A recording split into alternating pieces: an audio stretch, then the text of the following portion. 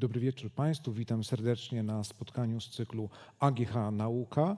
Są z nami trzej rektorzy krakowskich uczelni technicznych. Witam najserdeczniej pana profesora doktora habilitowanego Andrzeja Szaratę, rektora Politechniki Krakowskiej. Dzień dobry. Witam również serdecznie doktora habilitowanego inżyniera pana profesora Sylwestra Tabora z Uniwersytetu Rolniczego i naszego gospodarza, pana profesora doktora habilitowanego inżyniera Jerzego Lisa, rektora Akademii Górniczo-Hutniczej w Krakowie. Bardzo mi miło. Dobry wieczór. A rozmawiać będziemy o uniwersytetach w turbulentnych i niespokojnych czasach, które teraz nastały. I może zacznę od tego, co być może jest asumptem do rozmowy właśnie na temat specyfiki uczelni technicznych, a mianowicie tego, czym jest inicjatywa w ogóle Innotech Krak, która się pojawia w tym tajemniczym akronimie w tytule naszego spotkania. Panie doktorze, ja zacznę od pewnej refleksji, jeśli można. 3 lata temu tutaj, mniej więcej o tej samej porze rozpoczęliśmy te spotkania AGH Nauka. 3 lata szybko minęło, wtedy występowałem sam i mówiąc o AGH, o naszej strategii, o naszej misji. A dzisiaj bardzo mi miło, że jestem tutaj razem z moimi 2 kolegami, magnificencjami, rektorami, szefami uczelni, które razem tworzą właśnie ten Związek Uczelni Innotech Krak. Związek 3 uczelni, które współpracują razem, które mają razem pewną wspólną misję, a takim jakby wspólnym naszym mianownikiem jest to, że jesteśmy jedynymi uczelniami w Krakowie, które kształcą inżynierów. Innotech Krak powstał za poprzedniej kadencji. Natomiast zanim powiemy więcej na temat naszej działalności, chcę powiedzieć, że dużo nas łączy. Łączy nas to, co jest chyba najważniejsze. Przyjaźń, zaufanie i powiem nieskromnie, wspólne postrzeganie rzeczywistości, która nas otacza, zwłaszcza tej rzeczywistości akademickiej. Formalnie jesteśmy zarejestrowanym związkiem 3 uczelni, 3 tenorów. Tak, to co powiedział pan rektor jest w 100% prawda. Ja jestem rektorem w sumie 2. rok. W takich dramatycznych sytuacji objąłem władzę rektorską 2 lata temu. Teraz w drugich wyborach zostałem wybrany przez społeczność akademicką na swoją tak naprawdę pierwszą kadencję, ale od samego początku mamy dobre relacje. Pamiętasz, jak przyjechałem do ciebie 2 tygodnie po wyborach na spotkanie, tak było. jeszcze się nawet nie znaliśmy dobrze, a już ta nić takiego porozumienia została zadzierzgnięta. Zresztą to samo z Sylwkiem. Też przyjechałem szybko na takie poznanie się i spotkanie. I czujemy, że gramy na tych samych falach i nadajemy na tych samych falach, ale co jest istotne, co chciałem podkreślić, to to, że każda z naszych uczelni ma swój profil, taki, który jest niepowtarzalny, swoje DNA i staramy się to w ten sposób realizować, żeby nie wchodzić sobie specjalnie w paradę. Oczywiście każda uczelnia ma swoje interesy, ale jednak taki ogromny nacisk na pewne rzeczy, które nas mocno wyróżniają. I Politechnika, AGH, i Uniwersytet Rolniczy, to też świadczy o tej mocy i sile tej naszej współpracy i myślę, że to tak będzie dalej się układało. Trwa to już z mojej perspektywy 2 lata i uważam, że jest coraz lepiej. Także nie ma szans, żeby było inaczej. Panie rektorze? Najgorzej odpowiadać ostatniemu, bo poprzednicy wszystko powiedzieli. Można powiedzieć, proszę odtworzyć jeszcze raz, ale może nie tak. Faktycznie to, co powiedział na samym początku Jerzy, że łączy nas kształcenie inżynierów, a ono jest coraz trudniejsze. W dobie tych szybkich przemian, zresztą była tu mowa o tym na początku dyskusji, że ten świat naprawdę nie biegnie, tylko naprawdę i to dość mocno zapiernicza. Tak bym to ujął trywialnie. Tak samo się dzieje z kształceniem inżynierów. I poza tym, że mówimy o tym kształceniu inżynierów, my naprawdę myślimy o tym, żeby poprawić to kształcenie inżynierów, ponieważ ten system, że nie wolno programu studiów zmieniać dopiero po pełnym cyklu, jest naprawdę w tym momencie jakiś irracjonalny. I ja się na przykład spotykam z informatykami z AGH czy z Politechniki, oni mówią tak: Sylwek, wiesz co, jak ja, profesor, mam się uczyć wykładu o tych nowoczesnych technologiach, to ja wolę wysłać doktoranta, bo on w tym siedzi. Ja bym się nauczył i mówił to studentom, czego się nauczyłem. Tak samo jest w każdej branży, tak samo rolniczej.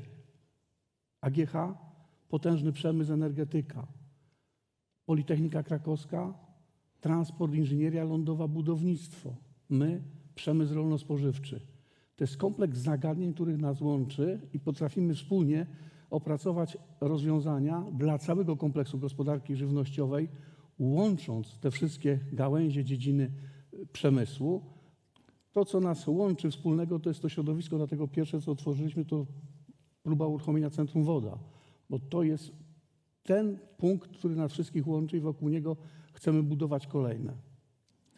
To może w nawiązaniu do tego, co pan rektor powiedział, mianowicie ta dynamika rynku i specyfika kształcenia, co zrobić, żeby ten inżynier rzeczywiście był przygotowany w sytuacji, gdy w ciągu roku ostatniego zmieniło się tak dużo, a studia mamy 3,5-letnie inżynierskie, może nawet 5-letnie, jeżeli włączymy magisterskie.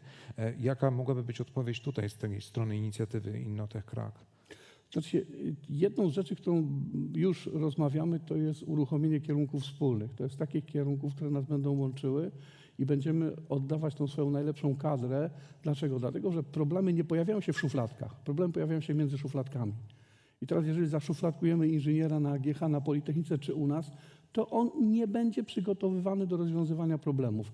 Do rozwiązywania problemów będą przygotowane zespoły interdyscyplinarne. Taka jest po prostu dzisiaj prawda, ponieważ przemysł, konsument żąda od nas rozwiązania kompleksowego problemu. On nie chce kupować cząstkowych rozwiązań, bo mu się to nie opłaca, bo jeszcze musi u innego kupić coś innego i tak dalej, a zanim kupi wszystko, to już będzie całkowicie w innej sytuacji działał. To jest jedna z tych rzeczy. Dlaczego? Dlatego, że jak mieliśmy ostatnio, zresztą współpracujemy z Stowarzyszeniem Technikum Inżynierów Francuskich, mieli to spotkanie, które nam przedstawiło, jak już się świat zmienił na Zachodzie. Tam 2% inżynierów trafia tylko do rolnictwa. 16% inżynierów trafia do przemysłu. 82% inżynierów trafia do dynamicznie zmieniającej się sfery usług, która obsługuje procesy gospodarcze i wszystkie pozostałe. I to właśnie dzisiaj musimy kreować te zawody w tej trzeciej sferze bardzo rozbudowanych usług. Ja myślę, że ten temat, o którym tutaj mówimy, jest bardzo różnorodny. Możemy patrzeć z kilku perspektyw. Najbliższej to jest to, co Sylwek mówi i o co wszyscy czujemy. My musimy reagować na rynek, musimy być elastyczni, musimy szybko się zmieniać. Nie ma mowy o sztywnych programach, nie mamy czasu czekać na przykład, mówię o osobach z AGH, które wiedzą, pół roku, żeby opracować program i go wdrożyć. Wiemy o tym, że w tej chwili na uczelniach amerykańskich w ciągu semestru zmienia się program, rada zmienia. Nie ma mowy o tym, żeby to, co kiedyś na ustawie zostało zapisane, żeby gwarantować studentom ten sam program przez 3,5 roku, nie daj Boże. Flexible, trzeba być elastyczni, trzeba działać. Natomiast w perspektywie dalszej my musimy być futurystami, musimy przewidzieć, co będzie się działo za 5 lat, za 8 lat, dlatego że jak dzisiaj zaczynamy myśleć o programie studiów, to ten absolwent sprawdzi się na rynku dopiero za kilka lat, zależnie od stopnia. Więc musimy być marzycielami trochę, futurystami, trochę z Lema. Przypomnę, wszyscy wiemy, na wiosnę tego roku AGH zleciło takie opracowanie, mamy je tutaj, nazywa się Inżynier przyszłości. Myśmy to rozpowszechnili na EKG, na Europejskim Kongresie Gospodarczym w Katowicach. I tam jest jedno sformułowanie. Inżynier przyszłości to ma być humanistyczny technolog albo technologiczny humanista. To myślę, że to będzie pewien leitmotyw naszej dyskusji. To ma być człowiek, który ma więcej i ważniejsze są dla niego i dla kształcenia właśnie te wartości, te umiejętności miękkie niż twarde. To jest całkowicie obrócenie w tym raporcie, który przygotowała firma taka konsultingowa, światowa, InFuture Instytut. Jest całkowicie odwrócenie ról. Może potem szczegóły, jeżeli będziemy mieć chwilę czasu, ale to, co dotychczas mówimy, że te wartości, te umiejętności miękkie są dopełnieniem jakby wiedzy, tam jest odwrotnie. Najpierw trzeba mieć miękkie, a wiedzę się znajdzie. Albo na studiach, albo w internecie, albo w ustawicznym kształceniu. Humanista oczywiście w rozumieniu bardzo szerokim, to jest inżynier przyszłości. Może na tyle. Nie sposób się nie zgodzić z przedmówcami, ale żeby zobrazować tempo zmian, w którym funkcjonujemy, to proszę sobie wyobrazić, że Netflix potrzebował 3,5 roku, żeby mieć 1 000 000 subskrybentów, a ChatGPT 2 dni. Więc to pokazuje, jak szybko ten świat dzisiaj pędzi.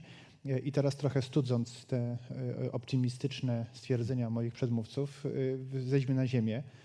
I gdy mówimy o aktualizacji programu kształcenia, to my możemy to zrobić dla nowego naboru studentów, ponieważ umowa, w cudzysłowie umowa, którą podpisujemy ze studentami, pokazuje, jaki program, siatkę godzin, sylabusy oni dostaną. My nie możemy Panie tego rektorze, zmienić. trzeba to zmienić. To jest coś, o czym musimy bardzo mówić, ale to jest... Ustawę trzeba zmienić. Musimy to zmienić, ale żeby to zmienić, musi być ze strony ministerstwa gotowość do zrozumienia i otwarcia i pozwolenia uczelniom do kształtowania programu i wprowadzenia tych zmian w trakcie studiów. Jeżeli tego nie zrobimy, to po prostu polegniemy. Będziemy uczyli rzeczy, które dzisiaj są aktualne, ale za 3 lata już nie.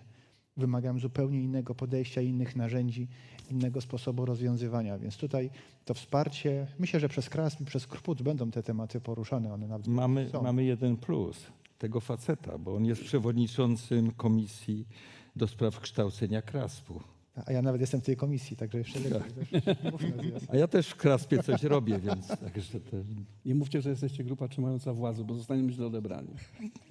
Dobrze. Ale to jest Z też faktami się nie dyskutuje. Ale to jest też ciekawy wątek. Mamy taki konflikt kształcenia profilującego na specjalności, na kierunki studiów z zapotrzebowaniem rynku, który w ciągu roku na przykład może wykształcić zapotrzebowanie na specjalistę w zakresie sieci neuronowych i na przykład jakiejś dziedziny gospodarki chociażby. Jak Dosłownie.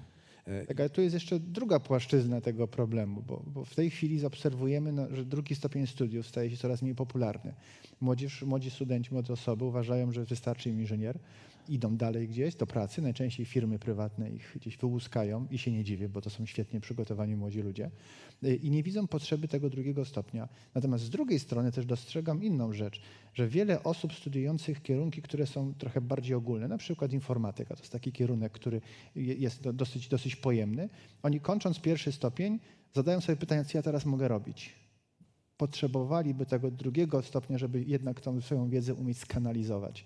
I ten 2. stopień, który w tej chwili, na przykład mechanika, gdy weźmy mechanika pojazdowa, trudno sobie wyobrazić, że my wprowadzimy kogoś, kto studiował informatykę na 2. stopień mechaniki. No przecież tam potrzeba mechanikę podstawową mieć, poznać te mechanizmy, których na informatyce na przykład nie ma. Mówię o szczegółach, o konkretnym przykładzie. Ale gdyby się udało stworzyć 2. stopień taki, który potrafi na tyle ogólnie wskazać kierunek, uwzględniając te humanistyczne aspekty, o którym powiedział Jurek, to moim zdaniem byłaby to świetna droga, żeby ściągnąć tu młodych ludzi, ale wykształcić naprawdę świetnych inżynierów, mających niesamowity warsztat informatyczny, bo to jest w tej chwili potęga, taka wiedza, a z drugiej strony umiejętnie przez uczelnię skanalizować tą wiedzę do wykorzystania w takich bardzo specjalistycznych, wąskich branżach.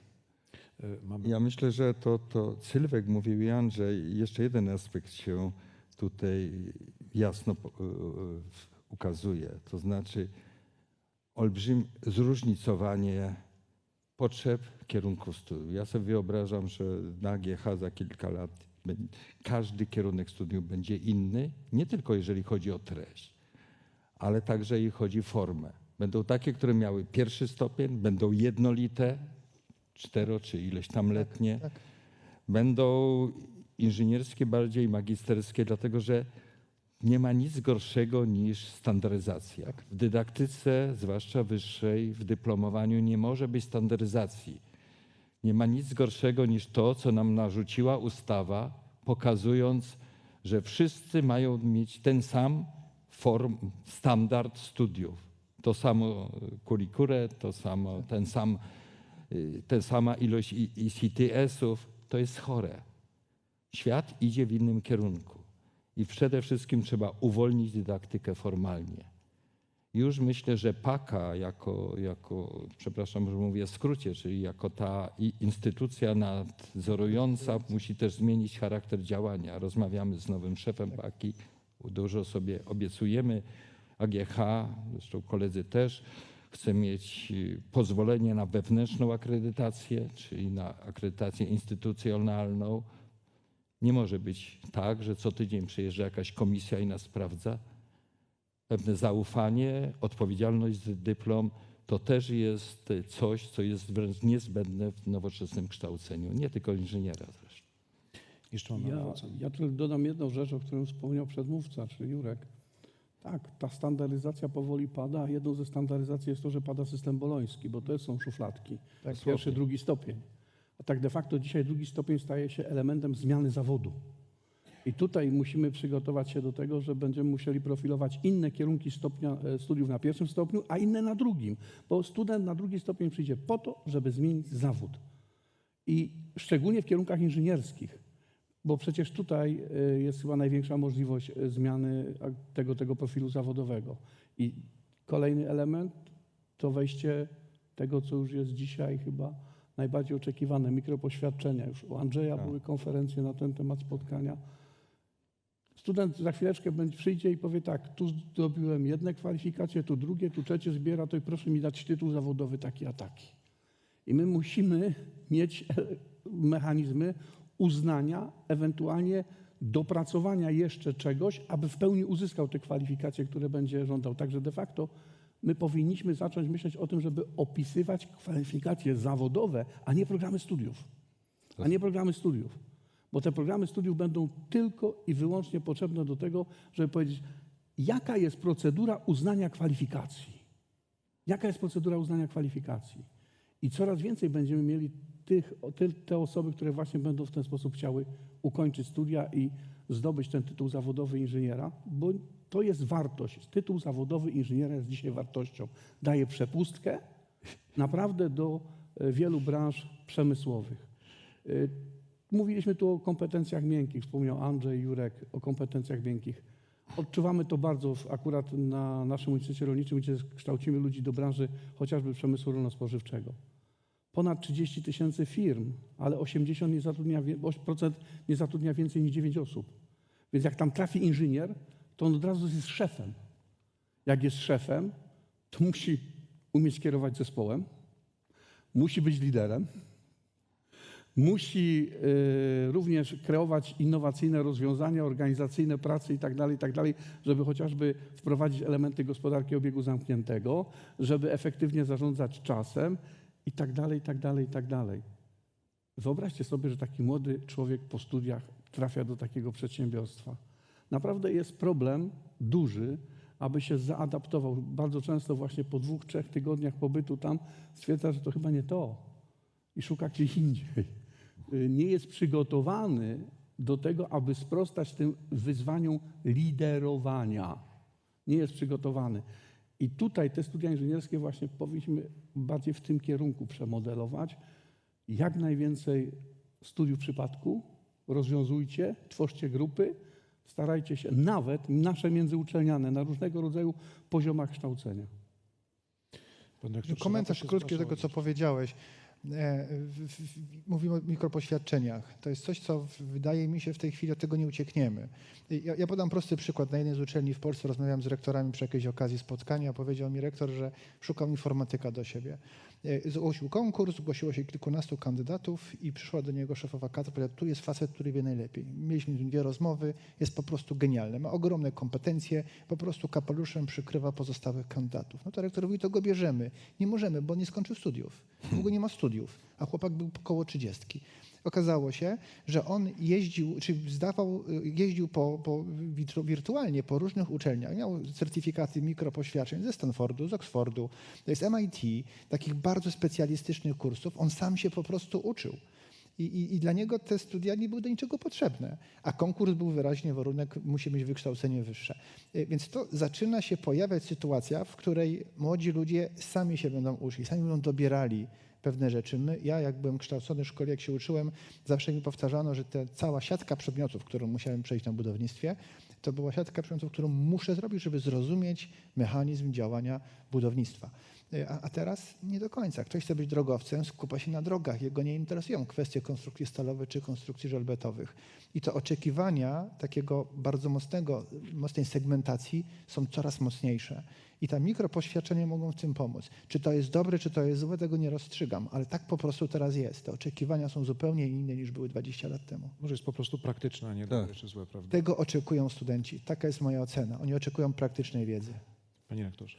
Jeśli można, my tak możemy bez moderatora, ale My poradzimy sobie sami nawet. natomiast ja myślę, że jednak bez wielkich słów stoimy przed rewolucją w edukacji. Znaczy myślę, że ona najpierw się zacznie w szkołach wyższych, a potem zejdzie niżej.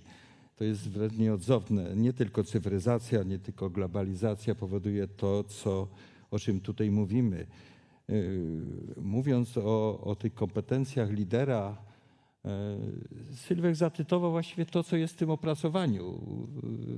To jest wyczuwalne.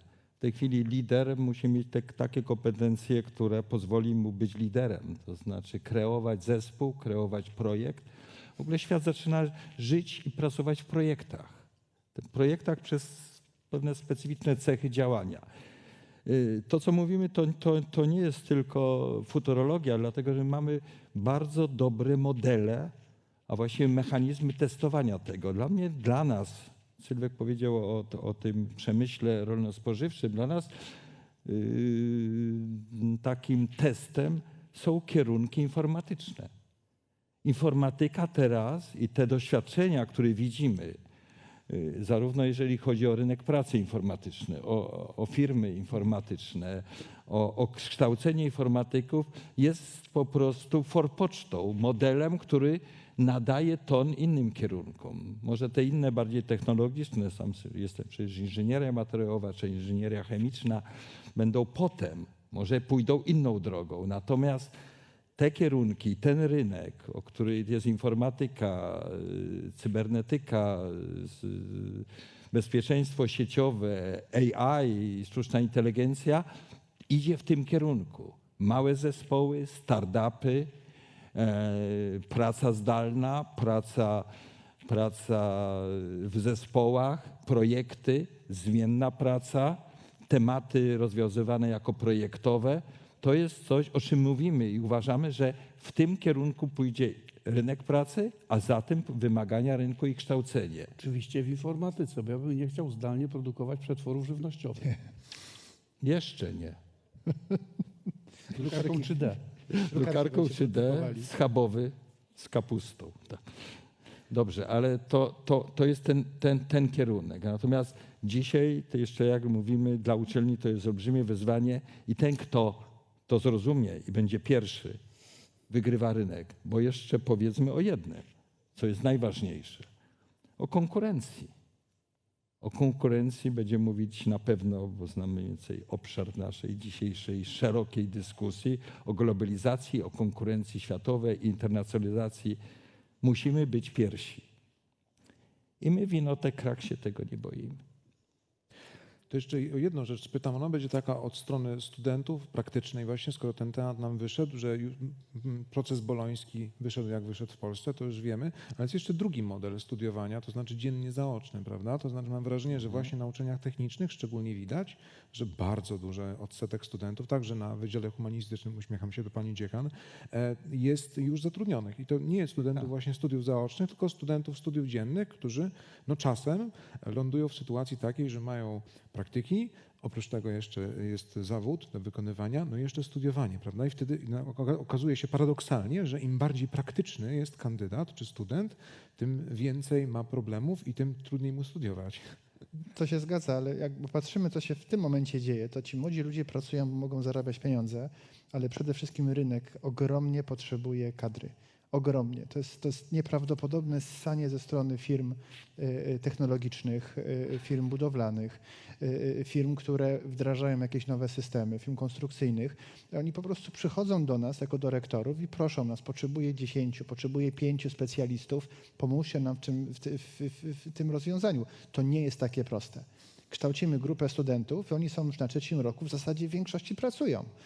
Więc to pokazuje, że świat się zupełnie zmienia i to tempo, od którego zaczęliśmy naszą rozmowę, jest w tym przypadku bardzo wyraźnie widoczne. I naszą rolą jest do tego się odpowiednio dostosować. Tu się pojawia pewien problem. Czy możemy pozwolić studentom pracować normalnie na etacie i jednocześnie studiować? Bo zaczyna się sytuacja taka, w której oni są bardzo zmęczeni po ciężkim dniu pracy, a potem od nich jeszcze oczekujemy, słuchajcie, macie kolokwium, macie kartkówkę, przyjdźcie na wykład, posłuchajcie, co mamy do powiedzenia. I to zaczyna się robić coraz trudniejsze. I oczywiście ze względów praca jest ważniejsza i te studia idą trochę na drugi plan. Ale to jest też, Andrzej, pewien szufladkowanie, bo mamy w ustawie zapisane studia dualne, nie? Ale to musi być program od początku zrobiony To zupełnie co innego, z przedsiębiorcą. A dlaczego go nie można włączyć w trakcie realizacji bo programu? nie możemy tego zrobić. No właśnie. I jeszcze raz mówiłem, że trzeba zmienić ustawę zmienimy i to. system. Zmienimy. Natomiast jest jedną rzecz, o której tu wyszło. No przecież nie ma sensu w tym momencie robić praktyk i staży. Tak. Przecież to już jest wliczone. Przecież nie ma lepszej Może to pieniądze jeszcze biorą. Tak. No przecież kiedyś po raz pierwszy student przekraczał bramy zakładu w momencie, jak musiał pojechać na praktyki. No, został zmuszony do tego. Nie? Paszył kawę. No przecież to się wszystko zmienia. No wróćmy do tej naszej pierwszej tezy. To jest wszystko tak elastyczne i musi być dynamiczne. Oczywiście muszą być jakieś standardy. Natomiast Andrzej powiedział ważną rzecz. Przepraszam, niedawno akurat byłem na pewnych badaniach, spotkałem młodego człowieka, który miał problemy zdrowotne, bo został przeciążony. Właśnie, przeciążony. Tak. Jeszcze na dodatek pomagając sobie różnymi środkami, które pozwalały mu pracować 48 godzin, informatyk. To jest olbrzymie zagrożenie. Nie jesteśmy robotami, ale to jest, powiedzmy, wybaczcie Państwo, może inny temat, ale równie ważny. No to ja się tylko mogę też zgodzić, no bo ilekroć właśnie obserwuje się te dyskusje w środowisku, Pan doktor sam wie najlepiej, ile pan pracuje. to swoją drogą, tak, ale bo to jest pewien problem ludzi, którzy chcą właśnie czegoś więcej od studiowania i właśnie szukają tego aspektu praktycznego. No ale właśnie tutaj może wracamy do tych kompetencji miękkich inżynieryjnych, bo panowie rektorzy wspomnieli zarówno o kwestii zarządzania, na przykład w korporacji. Pierwsze, co robi się z pracownikiem, to wysyła się go na szkolenie z metodologii agile czy Scrum i tak dalej, to też możemy robić. No a z drugiej strony mamy te kompetencje miękkie właśnie. Tutaj też nawiązuję do tego raportu. Co byłoby takim największym priorytetem z naszej strony, jeżeli chodzi o kształcenie tych kompetencji? Ja wrócę do tego raportu. Tam są 4 takie obszary kompetencji miękkich. Kolejność nieważna. Pierwsze to są kompetencje cyfrowe. Kompetencje cyfrowe. Niemożliwe. I to są jako miękkie. Jako miękkie.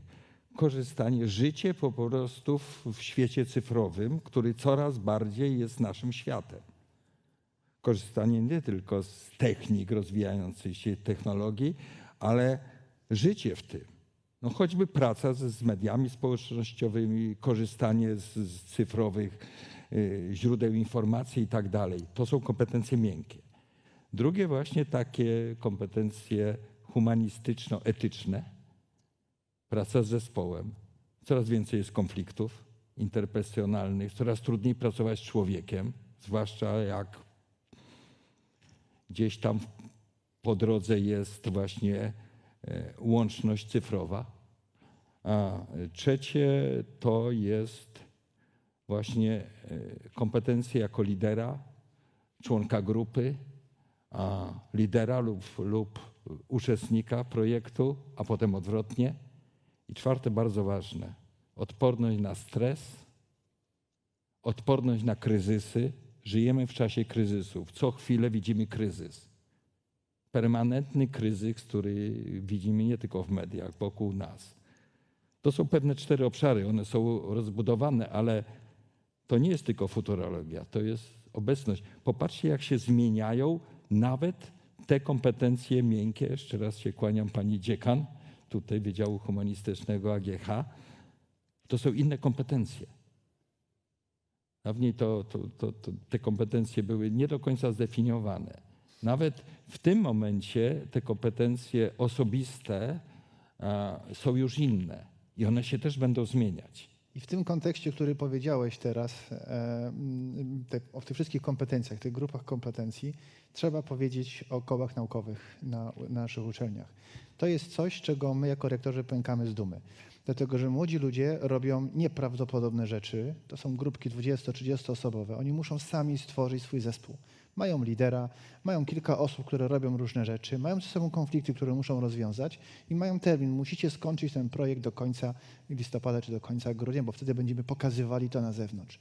I każda taka okazja, każdy projekt, który się skończy, czy to jest bolid, czy to jest jakiś element z satelity, który będzie wystrzeliwany w kosmos, czy to jak robicie na AGH, czy to będzie kwestia konwersji silnika spalinowego na wodorowy, który robimy u nas, czy to, co u was się dzieje W precyzyjnym rolnictwie. na przykład. To Precyzyjne są takie rzeczy, które dla mnie są najważniejsze. To jest najlepsza lekcja miękkich kompetencji w tym zakresie, w tych 4 obszarach, o których powiedział Jurek, bo oni to na żywo sprawdzają. I dlatego my, jako rektorzy, akceptujemy taką działalność i dajemy tym studentom zaliczenie przedmiotów. Oni mają wiele przedmiotów od razu zaliczonych, bo my wiemy, że ich wiedza, umiejętności znacznie przekracza to, co jest w danym przedmiocie. Ale wiesz, to jest to właśnie to, że w przypadku kół naukowych to jest ta odwrotność pracy na uczelni. Zawsze na uczelni najdłużej pamiętamy studentów, do których najwięcej czasu poświęciliśmy, najwięcej terminów i tak dalej. Natomiast ci najlepsi nam tak uciekali. Dzisiaj koła naukowe są tym elementem, że wreszcie zwracamy uwagę na tych najlepszych. Niektórzy, którzy Do nich będą dociągamy kreować resztę. rozwój. Nie?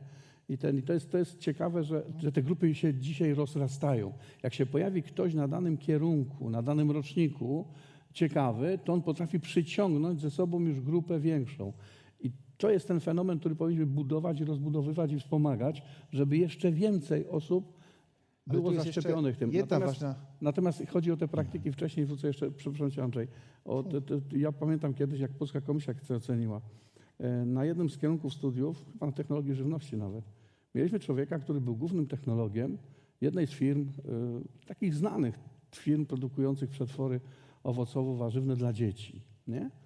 No i myśmy postanowili mu zaliczyć praktykę na podstawie tego, że on jest pracownikiem tam. Paka, jak? Praktyka powinna być pod nadzorem nauczyciela. Ja mówię, on by nauczyciela nauczył, a nie... Po prostu to jest jakiś taki nonsens pewnej oceny. Na szczęście to się zmienia. Na szczęście to się zmienia i tutaj to podejście Paki się zmienia z roku na rok i tutaj to jest takie pozytywne, że będziemy też i my mogli wpłynąć na pewne zmiany w PACE teraz, pracując właśnie w prezydium I w Kraspie. Kraspie. Tak. Natomiast wrócę do tych kół naukowych. Rzeczywiście mówimy o pewnych naszych poligonach. Zbieranie doświadczeń, te koła naukowe są fantastyczne. Kilka elementów, które z doświadczenia ja chcę powiedzieć. Wiecie, że jesteśmy członkami Uniwersytetu Europejskiego. W tej pracy razem, o której pracujemy razem z innymi uczelniami, właśnie koła naukowe się najlepiej sprawdzają. To jest ten handicap, który mamy, który wszyscy zazdroszczą. To jest też pewien fenomen polski. Może nie tylko Polski, ale też pewnych krajów Europy Środkowej. Stąd centrum konstrukcyjne, studenckie. Pewne już plany, żeby na 2. stopniu na przykład pracę w kole naukowym zaliczyć jako dyplomową, jako projekt. Dlaczego nie? No to przecież to... A jeszcze druga strona, bo Andrzej mówił głównie o studentach. Słuchajcie, to jest olbrzymi poligon także z drugiej strony. To jest nowa kadra akademicka, właśnie ci opiekunowie.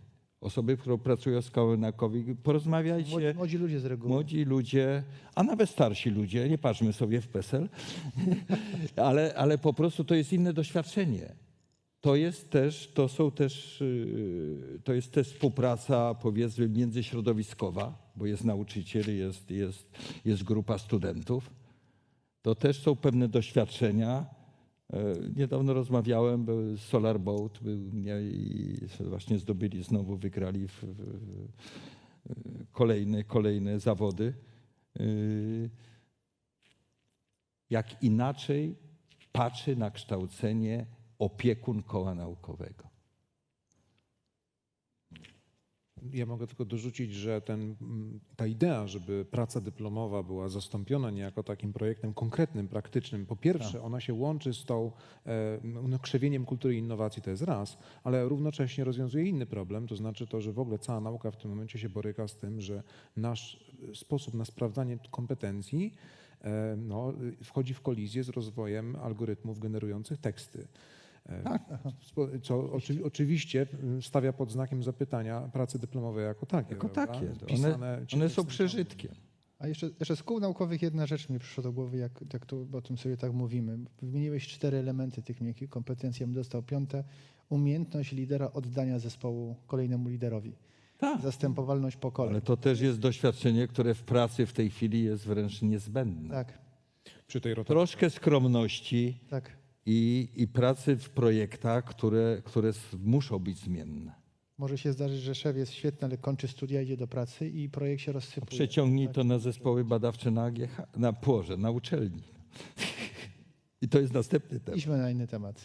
No, tak jest, panie rektorze. Otoczenie biznesowe w takim razie i współpraca z nim, bo to wydaje mi się, że różnicuje w istotny sposób uczelnie o profilu technicznym, inżynieryjno-technicznym od uniwersytetów, które celują w absolutnie wszystko naraz. I pytanie właśnie, czy i jak możemy facilitować tego rodzaju zmiany, zwłaszcza, że biorąc pod uwagę historię niechlubną, to znaczy różnych korporacji, które się po prostu wysługują uczelniami po to, żeby mieć łatwą kadrę, niskopłatną ze strony studentów, których łowią sobie radośnie, a jak robić, co zmienić, żeby właśnie ten absolwent nasz był bardzo doceniany na rynku pracy.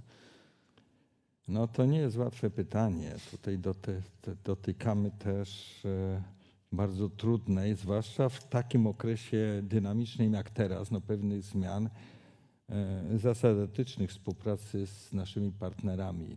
To nie jest proste. To nawet nie chodzi o własność intelektualną i o określenie po prostu tego, co jest w uczelni albo co nie, ale także, a przede wszystkim te elementy, o których tutaj pan doktor powiedział, to znaczy wykorzystywania uczelni z sytuacji monopolisty na rynku, zwłaszcza duże korporacje informatyczne to dość skutecznie robią, bo przecież mamy tego świadomość. I partnerstwo w edukacji. Partnerstwo w edukacji. Nawet to, że nasi studenci informatyki pracują wszyscy, oni gdzieś pracują. Nie myśmy skierowali ich do pracy. Oni zostali znalezieni przez firmę. Oni są już w tym momencie, z jednej strony mówimy o pozytywach, to znaczy nabierają doświadczenia, są w miarę niezależni, trochę ściągają z nas obowiązki zapewnienia im bezpieczeństwa ekonomicznego, nazwijmy to tak troszkę generalnie, ale z drugiej strony, kochani, oni są transmisją danych. One są najszybszą ścieżką przekazywania wszystkiego, co najnowsze jest na wykładach, w pracach do firmy za darmo i bez żadnej kontroli. To jest olbrzymi problem etyczno-moralny, ale to też problem prawny. Osoby, które pracują w kołach naukowych, o których mówiliśmy, też często są zatrudnione. To są rozwiązania technologiczne czasami przecież niemożliwe do opatentowania, do ochrony. I te rozwiązania znajdujemy zaraz w firmie, bez żadnej kontroli. To jest też opracowanie chyba nowych zasad ochrony intelektualnej, bo dotychczasowe, mówię z własnego doświadczenia, mechanizmy się nie sprawdzają. To też jest sprawa kształcenia i kosztów kształcenia. Jesteśmy uczelnią publiczną, nie mówimy o pieniądzach. My kształcimy zgodnie z naszą ideą kształcenia w Polsce za darmo, natomiast transfer wiedzy jest przez nikogo, nie mówię o firmy, nie pokrywany. Wiedzy i kompetencji. Więcej które kompetencji. nasi studenci wynoszą z uczelni. Znaczy my się nie skarżymy tutaj, natomiast Stwierdzenie faktu. czujemy, że mówię, słuchajcie, jakie są olbrzymie problemy z określeniem własności intelektualnej w momencie, jak chcemy coś wdrożyć, na przykład to coś, co opracowało koło naukowe. Jeszcze nie tylko dlatego, że jest problem podziału własności wiedzy, czy tam prawa do wiedzy w szkołach naukowych, wśród członków, między kołem a opiekunem, między kołem a sponsorem koła, bo większość kół, zwłaszcza tych naszych, tych najbardziej, ma swoich sponsorów i partnerów.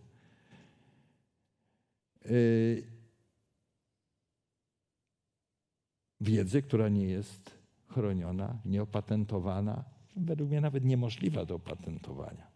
To jest jeszcze druga strona tego, co mówisz, jest, bo to wiedza i własność intelektualna to jest jedna strona medalu. Z drugiej strony my kształcimy świetnych inżynierów, którzy idą do firm zachodnich i na pytanie, czy jesteśmy w stanie zaproponować pewne rozwiązania technologiczne, słyszymy nie.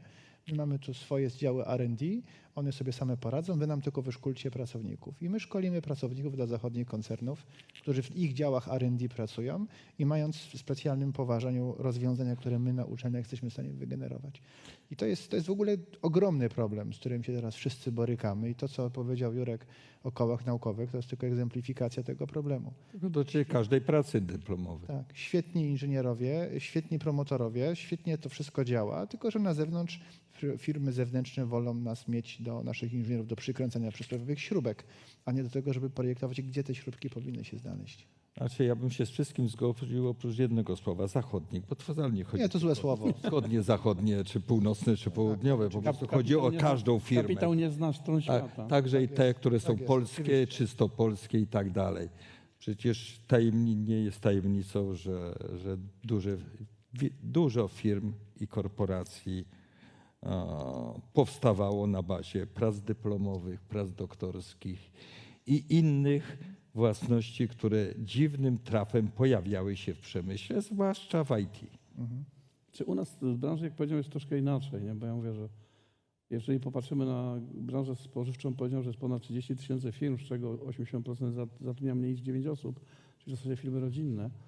I tak de facto tutaj nam tej współpracy nie brakuje z tymi małymi firmami. Dlatego tam przy Balickiej otwieraliśmy wspólnie to Centrum Innowacji oraz Badań Bezpiecznej Prozdrowotnej Żywności, gdzie tak de facto jest to prototypownia artykułów żywnościowych dla ludzi, którzy potrzebują jakichś specyficznych rodzajów diety. My sami sobie nie zdajemy z tego sprawy, ale około 1/5 społeczeństwa ma jakieś alergie pokarmowe, 5% około zidentyfikowanych, pozostałe jeszcze nie. Więc będzie wymagało diety dedykowanej i to różnego rodzaju, więc są tam linie przetwórstwa owocowo-warzywnego, mięsa, mleka, ryb, Browar. mini browar, mini winiarnia, tylko właśnie tutaj rektorowi zawsze mówię, Lisowi, że nasze browary różnią się tym, że on ma ten browar, który musi sprzedawać dla zysku, ja mu laboratoryjny i muszę utylizować. Ale w jednym i drugim obsługują twoi absolwenci. Browarnicy to obsługują właśnie po naszym kierunku studiów. Tak. Natomiast z czym jest problem? Problem polega na tym, że właśnie tu była ta mowa o tej pracy dyplomowej wcześniej. Nie? Dla nas wystarczyłoby to, żeby wrócić do starego systemu, kiedy ci ludzie, absolwenci, zamiast pracy dyplomowej szli na semestr pracy do takiego przedsiębiorstwa. I wtedy właściciel sobie wybierał spośród nich tego, którego chciał zostawić i to byłby najlepszy element weryfikacji jego umiejętności. Zostaje zatrudniony. My dzisiaj mamy to szczęście, że w niżu demograficznym tak de facto my absolwentów nie wypuszczamy na rynek, tylko oni są już zasani na studiach do pracy, nie? Czyli już wcześniej zaczynają pracować i tak samo jest u nas, że większość też zaczyna pracować. Natomiast no niestety większość rynku spożywczego, tego takiego globalnego, przejęły firmy, które nie są polskim kapitałem. Weźmy sobie browary dzisiaj te duże, weźmy sobie firmy przetwórstwa owocowo-warzywnego, mięsnego. Oprócz Maspex. Jedyne, gdzie to jeszcze się utrzymało mleczarstwo, które jest tak de facto w polskich rękach. Dlaczego? Bo to jest najtrudniejszy biznes dzisiaj, gdzie trzeba ten produkt odpowiednio wytworzyć w gospodarstwach, współpracować z tymi gospodarstwami, bo jak nie będziesz miał dobrego surowca, nie wytworzysz dobrego produktu na bieżąco. No nie ma cudów. No i te firmy jeszcze tutaj na ten rynek tak globalny nie weszły. Dzięki temu no my kupujemy na przykład, tam ostatnio się dowiedziałem, jedna z mleczarni kupiła w Maroku mleczarnię i będzie chciała produkty przesyłać do Afryki mleczarskiej. Ale to jest też, że te technologie, nowe rozwiązania, które my dedykujemy w tym laboratorium, są właśnie dla tych małych producentów. Oni są najbardziej elastyczni w dostosowaniu się do potrzeb konsumentów. Oni są w stanie najszybciej zareagować na te potrzeby konsumentów. Rozmawiam kiedyś z panem prezesem Sapińskim, prezes Mlekowity. W portfolio coś jak z tego co ja wiem, ponad 1000 produktów. Ja mówię, panie prezesie, czy ten 1001 rozwiąże panu sytuację? Uczyni firmę bardziej konkurencyjną? No on mówi, że nie, potrzebna jest gama produktów. Gama produktów, która dotrze, bo on sobie nie może pozwolić na 1001, bo to by musiał w ogóle zbudować nowy zakład produkcyjny. Natomiast te małe są w stanie elastycznie się przystosować i takie produkty tworzyć i one tych produktów tak de facto potrzebują.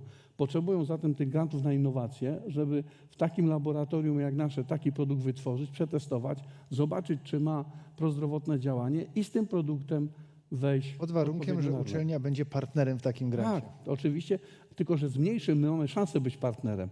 Natomiast z globalną firmą, o której mówiliście obydwaj, tutaj, proszę Państwa, tamci mają armię prawników, mają zaplecze całe administracyjne, a nam ministerstwo każe wziąć i sprawdzać, czy ten student przyjęty z zagranicy na pewno studiuje. Nie mamy żadnych mechanizmów, a mamy za to odpowiadać. Tak jest. Nie mamy żadnych narzędzi, a mamy je stosować. Ciekawostka. Natomiast chciałem zwrócić uwagę, No tu nie rozumiesz, zawsze tak było. tak było, no. Wiesz, czek, Panie rektorze. się łudzi cały czas. Dobrze, ale ja chcę zwrócić uwagę, żebyśmy nie wpadli znowu w skrajność. Nie cała gospodarka, nie cały przemysł, nie cała produkcja to są małe firmy, to są drobne sieci, to są małe technologie. Cały przemysł surowcowy, który musi być, i wracam do tego na AGH z uporem maniaka, surowce, górnictwo, jest wręcz niezbędne. Ja rozumiem, że są te takie dziury i się kopie węgiel, ale jednak większość surowców wydobywa się w wielkich inwestycjach, też korporacyjnych. Jest przemysł chemiczny, jest przemysł przetwórczy. Mówię nie o przetwórstwie oczywiście rolno-spożywczym, tylko innym, przemysłowym. I też współpraca z tego typu partnerami przemysłu jest bardzo ważna. No, współpraca z KGHM-em. Nie szukajmy daleko. To jest współpraca z olbrzymim koncernem korporacyjnym, który też narzuca pewne reguły. I my jako uczelnie wszystkie musimy też w tym mocno grać. Grać dla dobra obu stron. To są troszkę inne reguły. Ale myślę, że to, co mówimy o kształceniu i o tej ewolucji czy rewolucji w kształceniu, też się tu sprawdza. KGHM i inne firmy, Orlen i inne, mamy przecież współpracę. Tak. A duże firmy budowlane, które budują olbrzymie inwestycje w Polsce. Nawet to, specjalność magnificencji Andrzeja, komunikacyjne i inne. Mówimy o metrze, mówimy o innych. Potrzebują też takiej kadry, nowoczesnej kadry, gdzie na tych spotkaniach, które mamy, znowu te kompetencje miękkie, może inaczej zarysowane, dominują i wychodzą na pierwszy plan.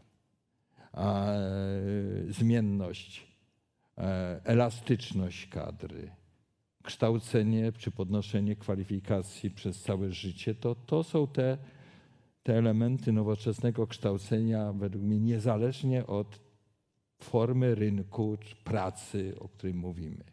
To są też kompetencje nie tylko inżynierskie, w administracji, w zarządzaniu. Ja już nie powiem o innych obszarach, których może nie ruszamy dzisiaj, kształcenia. Ta rewolucja według nas, bo myślimy podobnie, będzie faktem. I ona już następuje i to nie, że ktoś nam narzuca, my ją kreujemy. Ale czeka nas jeszcze praca u podstaw i przekonanie ministra, żeby jednak odpuścił w pewnych miejscach. Nie chcę mówić, ale wygląda na to, że tą taką słabą stroną zaczynają być bardzo sztywne przepisy formalne związane z kolejnymi ustawami, które regulują. To nie znaczy, że regulują szkolnictwo wyższe i kształcenie. Według zasady. No i teraz wracamy do pewnych modeli. No przecież cały czas mamy kontakt z rynkiem amerykańskim, który jest jakimś sprawdzającym się w tej chwili rynkiem. Tam nie ma ministerstwa. Tam nie ma ustawy. Tam nie ma takiej, a regulacje są. Są przede wszystkim akredytacje. Sami mamy ABET amerykański. Wczoraj rozmawiałem z profesorem ze Stanów, zdziwił się, że AGH ma ABET. To jest po prostu akredytacja chyba najbardziej znana, jeżeli chodzi o takie typowo inżynierskie formy kształcenia. A rynek jest. Rynek się sam reguluje, ale najważniejszą rzeczą z moich obserwacji, że każdy z tego rynku jest to, że tam ten, który daje dyplom, odpowiada za dyplom. Znaczy uczelnia, dyplom jest uczelni. Dyplom jest danej uczelni i tak jak ten dyplom sprawdza się na rynku, to jest podstawowa forma kwalifikacji uczelni. Kiedyś na spotkaniu prezydent, rektor Penn State University powiedział: George, Szanghaj, różne rankingi, to jest fajne, ale dla niego najważniejsze jest rzeczą, jak sprawdza się absolwent na rynku pracy. I to jest jedyna podstawowa i najważniejsza forma rankingowania uczelni, rankingowania uniwersytetu. Skoro ten kontekst zagraniczny jeszcze poruszyliśmy, to jedna rzecz mnie zastanawia, bo ministerstwo też nasze, jak już też je wywołaliśmy, od lat praktycznie traktuje tych studentów zagranicznych jako taką ładną cyferkę w kolumnie, że można właśnie w rankingu pokazać: o, mamy taki procent studentów zagranicznych, i tak jakby nie szła za tym właśnie kompetencja z zachodu czy ze wschodu i możliwość dyfuzji innowacji i w ogóle rozszerzenia tych naszych kontaktów, czy właśnie specyfika znowu kształcenia inżynierów i na kierunkach inżynieryjno-technicznych nie pozwala jakoś wpłynąć na zmianę mentalności w postrzeganiu tych studentów i jakąś ich większą integrację, że też biorąc pod uwagę całą gigantyczną migrację studentów, którą mamy od wiadomych wydarzeń na wschodzie z Ukrainy. No, temat jest tak gorący, że myślę, że on przekracza formy tej debaty, czy tego spotkania. Przecież to jest gorące. Jesteśmy w tej chwili świeżo, bo to zostało opublikowane, po bardzo negatywnej opinii KRASP-u na temat proponowanych przez Ministerstwo Spraw Zagranicznych zmian wizowych, które praktycznie sprowadzają nas do kraju XIX-wiecznego, w którym nie ma wymiany. Zostały zablokowane po prostu w tej chwili możliwości. Wielu studentów ode mnie odeszło. Złożyli dokumenty, zostali Doktorantów, rekrutacyjni i po Problem prostu koniec. polega na tym, że my nigdy nie mieliśmy tej wymiany zdefiniowanej właściwie. Bo z jednej strony założenia do ustawy były takie: umiędzynarodawiamy. Dlaczego? Aby podnieść jakość kształcenia i badań naukowych. Nie, żeby być wyżej w rankingach. Znaczy moment. Powiedz sobie. Zależy, jak rozumiesz jeszcze było umiędzynarodowienie. takie założenie, więc mamy sytuację taką. Żeby podnieść jakość tak jesteś kształcenia, musimy idealistą. uzyskać lepszych studentów niż mamy tu. Żeby podnieść jakość badań naukowych, musimy zatrudnić kadrę lepszą niż mamy na miejscu. No taka jest po prostu prawda. Kompleks. Aby to zrobić, trzeba mieć kolosalny budżet i pieniądze, o czym wiedzą Amerykanie. Natomiast tak de facto podchodzimy do tego tak, że ano ratujemy się przed niszem demograficznym i łatamy budżety. Czyli działania irracjonalnie, totalnie odwrotne do założeń, które były przyjęte do pisania ustawy. Czyli to, co pan powiedział. Kolumna, cyferki i dziękujemy, jesteśmy umiędzynarodowieni. Natomiast ja bym poszedł dalej. Przepraszam, nie będziemy mówić o polityce i o wypaczeniach czy wybaczeniach politycznych. Natomiast Polska się obudziła, że nie ma polityki migracyjnej. Studenci zagraniczni, umiędzynarodowieni są częścią polityki emigracyjnej państwa. To jest światowa działalność państwa w globalnym świecie. Ja już nie chcę mówić, że przy okazji właśnie tej pracy czy współpracy w ramach Uniwersytetu Kosmicznego na przykład z Francją widzimy, jak tam działa, jak określone są zasady. Nie mówimy o skutkach, ale mówimy o zasadach zdobywania studentów, pracowników zagranicznych. O Stanach nie powiem, bo to już jest rynek, który jest idealny, kraj imigrantów, nie? Uczelnie dostają wręcz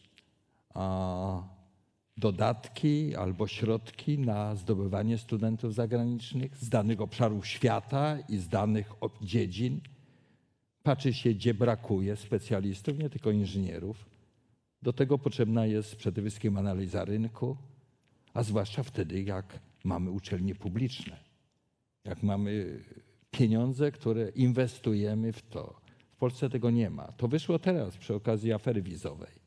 Nie ma dalej polityki i to jest też główny zarzut. Sam miałem dość mocną dyskusję z wiceministrem spraw zagranicznych, który się absolutnie nie zgadzał, bo dla niego to jest kwestia tylko, czy dany konsul się w Indiach albo gdzie indziej zgodzi na wizę, czy nie. To jest kwestia polityki. My przegrywamy nie od dzisiaj, bo przecież nie ukrywam, że kilka razy mówiliśmy o tym, to są moje doświadczenia jako prerektora, zwłaszcza z Wietnamu, jak się okazało, że po prostu interesem tylko AGH jest zdobywanie studentów zagranicznych każdej uczelni. To jest prywatny interes każdej uczelni. Państwo nie ma nic z tym, tylko nam przeszkadza. Natomiast na przykład nie szukając daleko, w Czechach, w Republice Czeskiej czy na Węgrzech są oferowane stypendia dla kierunków inżynierskich, ściągające, a u nas nie tylko, że musimy ich zarekrutować, tych Jeszcze naszych, musimy płacić a za jeszcze oni studia. muszą nam zapłacić za to. Albo my za to płacimy. Albo my płacimy jako uczelnia. Tak. Tych patologii jest dużo, nie naprawimy tego świata od razu. Natomiast rzeczywiście ten kryzys w tej chwili imigracyjny, jeżeli chodzi o kandydatów na studia, doktorancje, jest trudny nawet do zdefiniowania. Dalej Ministerstwo Spraw Zagranicznych nie zmienia swojego stanowiska. Tak, I już straciliśmy kilka tysięcy studentów zagranicznych w tym naborze. To się zgadza. Ty mówisz o studentach, doktorantach, a jeszcze z pracownikami jaki kłopot jest. Spróbujcie zatrudnić pracownika z zagranicy, na przykład wybitnego profesora z Indii czy z Pakistanu. Możemy sobie żartować, że to kraj daleko na wschodzie, ale mimo wszystko jest tam mnóstwo dobrze wykształconych ludzi, którzy chcieliby tu przyjść do pracy. Nie da się. A spróbujcie zatrudnić kogoś z Czech albo z Francji. To krzyżyk na drogę. Przecież przeprawa z ZUS-em, odpowiednikiem ZUS-u w Czechach, to była droga przez mękę. Że trzeba było przygotować dokumenty do Czech, które tłumaczyliśmy przez tłumacza przysięgłego i notarialnie poświadczaliśmy i wysyłaliśmy do ZUS-u czeskiego. No i jeszcze Unia Europejska. Jeszcze ci dochodzi ustawa Kamilka. Do tego ustawa Kamilka, To jest- a na samym końcu ministerstwo umywa ręce, mówi, że to jest wasz problem. Ja, jeśli można, widzę tutaj kolegę, profesora Czesława Kapustę. Tworzymy Wydział Technologii Kosmicznych, wydział, w którym większość kadry będzie z zagranicy. Ten eksperyment trwa, więc nie chcę Musisz dać zapeszać, dodatek, odpukam. Musisz dać dodatek za Ale za już szkolenie w widzimy, substancjach jak działania. duże są problemy właśnie z tym, co mówił Andrzej. Po prostu my nie, jesteśmy dziwnym krajem na tym świecie, który nie chce importu wiedzy, kwalifikacji, a wprost przeciwnie, Chętnie eksportujemy. chętnie eksportujemy. Łatwiej się jest eksportować, przecież to jest chore. No i to będzie przykład anegdotyczny, ale mój znakomity kolega z Turcji miał stypendium polskiej instytucji, za którego to finansowanie zatrudnił się na Oksfordzie, więc to pokazuje, jak ten absurd może daleko zajść. Więc nie rozwiążemy tego, ale pytanie takie kluczowe, które chciałbym zostawić panom rektorom na zakończenie tej naszej pierwszej części, to taka prośba o powiedzenie czegoś od siebie, ze swojej perspektywy, z perspektywy swojej uczelni, taki main takeaway dla dyskusji. Możemy też się zabawić utopistów i pomarzyć trochę, żeby zostawić część poświęconą pytaniom z takim optymistycznym akcentem. Sylwek, teraz Jeżeli ty, zaczynamy? Dobrze, teraz ty, bo żebyś nie mówił, że jesteś Znaczy ostatni ja cały zawsze czas. mogę być optymistyczny, bo co by nie powiedzieć, to każdy człowiek jeść będzie musiał. Więc tutaj jesteśmy w sytuacji takiej, że jest to dobro pierwszej potrzeby w tym momencie, więc stoimy na etapie rozwoju tych dóbr pierwszej potrzeby, które, jak powiedziałem, mają mieć to działanie prozdrowotne i w tym widzimy dalszy rozwój uczelni. Tutaj musimy dość dużo pracować badawczo i cieszę się, że te badania w tym kierunku się rozwijają. Jestem naprawdę bardzo zadowolony akurat z kierunku rozwoju badawczego. Dydaktyka, dzisiaj mówimy bardzo dużo. Zapomnieliśmy o tej drugiej części naszej działalności uczelni badawczej. Dlaczego? Dlatego, że wchodzi też gospodarka obiegu zamkniętego. Jeżeli popatrzymy, ile jest możliwego zagospodarowania produktów odpadowych na produkty użyteczne, a szczególnie w przemyśle rolno-spożywczym, gdzie te odpady z przemysłu owocowo-warzywnego, tak de facto wytłoki chociażby, mają takie bogactwo antyoksydantów i tak dalej, to po prostu naprawdę to stwarza przestrzeń do tworzenia innowacyjnych produktów w zasadzie nieograniczoną. Czyli coś, co jest wyzwaniem dla młodych ludzi. A młodzi ludzie nie znają ograniczeń. Powinniśmy im to pokazywać, że nie... Ja zawsze, jak spotykałem się ze studentami, mówiłem takie powiedzenie japońskich filozofów przyrody. Bądź trzeźwy i zdolny do niewiary, bo w tym sedno nauki. Miej otwarty umysł, światły, nie wiesz, tylko staraj się stwierdzić, że tak jest albo tak nie jest, bo w tym sedno twojego rozwoju i rozwoju świata. I myślę, że akurat tak powinniśmy myśleć, że młode pokolenia będą pokoleniami, które będą przystępują już są z innego pułapu. Im brakuje jednej rzeczy – cierpliwości. Żeby takim nauczyć jeszcze troszkę więcej cierpliwości i tego, żeby chcieli dojść do osiągnięcia określonego celu, nie rezygnowali za szybko, to naprawdę byśmy mieli już rozwiązania takie, których oczekujemy. Czyli nie panikować z tego powodu, Nie. że kończy się kawa i czekolada, bo to są A, takie dwa. No ja się tym bardzo zaniepokoiłem. Tak. Cierpliwość to nie tylko to jest kwestia, czasami mi też brakuje cierpliwości, ale też. Natomiast ja chcę powiedzieć tak, ja jestem optymistą, bo myślę, że nawet ta dzisiejsza dyskusja, nawet wspólne działanie, czy w KRASP-ie i tak dalej, skłania do tego, że jednak no nie mamy kompleksów. Ja uważam, że też będąc w Stanach, a jesteśmy na bieżąco, czy w innej części, po prostu dyskutujemy o tych sprawach tak samo i myślimy podobnie jak inni z największych firm, z tej pierwszej setki firm. Dla mnie uczelnia to też firma, czyli z uniwersytetów. To znaczy myślę, że różnica jest przede wszystkim ilościowa. Jakościowo to my mamy świadomość, nasz rynek się zmienia, natomiast to jest taki malutki rynek, malutkie środowisko. Natomiast myślę, że bez kompleksów rozwijamy to, co na świecie jest jednak rozwijane na wszystkich uczelniach w Polsce. Ta globalizacja to nie jest tylko globalizacja przepływu informacji, to też jest globalizacja myślenia. Uczelnie myślą podobnie.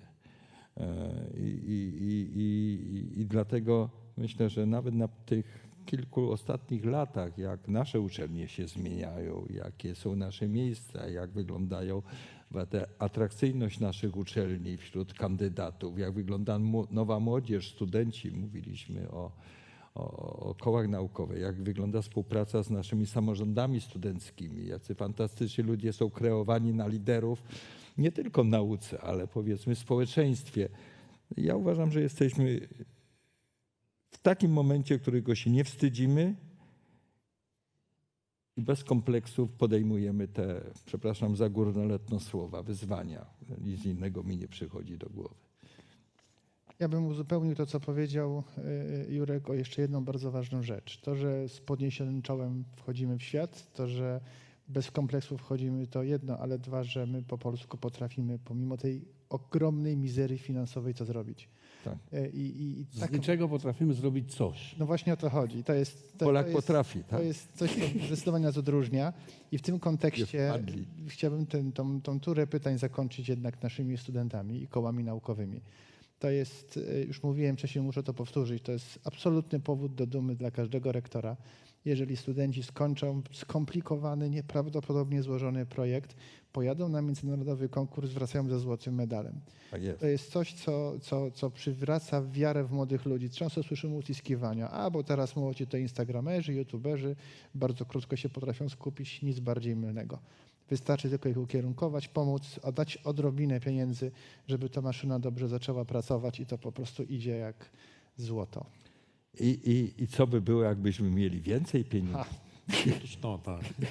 Niech ten przekaz idzie właściwymi łączami, a ja teraz płynnie przejdę do rundy pytań. Zostałem poinformowany, że będą pytania zarówno z sali i dobrzy ludzie z mikrofonami będą podchodzić do osób chcących zabrać głos, do czego bardzo serdecznie zachęcam, bo jak widzicie Państwo, mamy rozmówców skorych do dzielenia się przemyśleniami, a ja jednocześnie kuknę na czat. Wszystko, co dobre, szybko Usprawiedliwiam kończy. się, że sięgam po telefon. Tylko Kuknę na podwyżki czat i nas proszę zobaczę, nie co ma do pytać. powiedzenia społeczność internetowa, która też nas słucha.